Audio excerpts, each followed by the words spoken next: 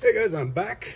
I'm going to spend a day at home today because I've been out hiking for the past 3 days straight and my feet are kind of tired. So we're going to do some things that you should probably know if you're going to build this truck yourself. I would recommend that you build it yourself. That way you get what you want right when you want it.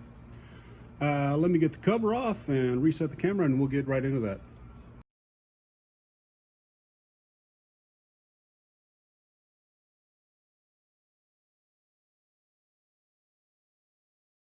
All right, let's start with the radio.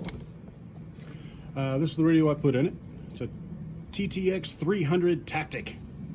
The ready-to-run radio from many years ago. I'm sure Hobbyco used this for as long as they ran Axial, and it was a really great radio. It's got a third channel underneath here that you can program to do exactly what you want it to do.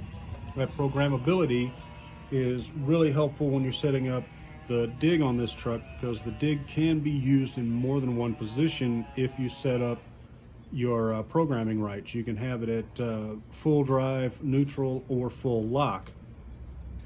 The programmability makes it much more versatile in a lot more situations where you don't need the rear end to lock, you just don't want it to drive.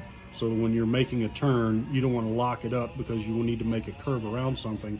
You just let the rear axle freewheel. It makes it easier to get around rather than trying to drag the rear axle around. It's helpful in a lot more situations that way. All right, let's move on.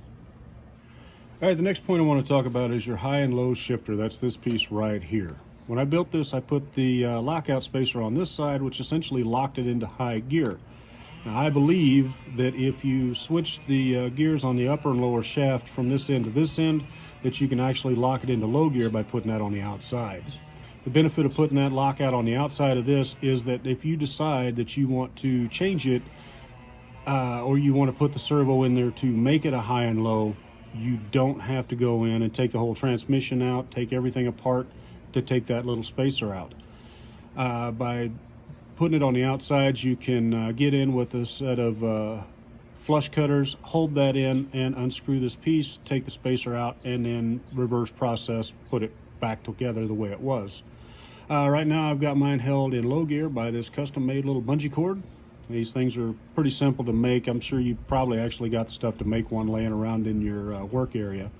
So that is one point that I think you should look into, because all this does really is just hold it in place. This fork can spin all at once. It doesn't really affect it any. But as long as you're holding it in place with that bungee cord, it's going to stay in whatever gear you've got it locked into. I apologize for the chainsaw. It seems like every time I start to talk, he starts to cut. All right, guys, I think that's it for now. This truck actually, it works okay. It's not near the giant slayer that they made it out to be, but it is okay. Once you build it, you can see where you need to make your modifications and things like that. One thing you do want to be aware of is all of the chassis bolts under here. I took it out twice. I came back, and both times I had to tighten all of the chassis bolts. The shock mounts, the cross member mounts, the transmission pan mounts, all of that stuff had to be retightened.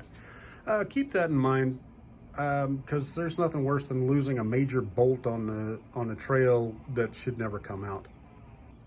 Oh, by the way, if you cut the tinting out of the window, you can actually see the driver.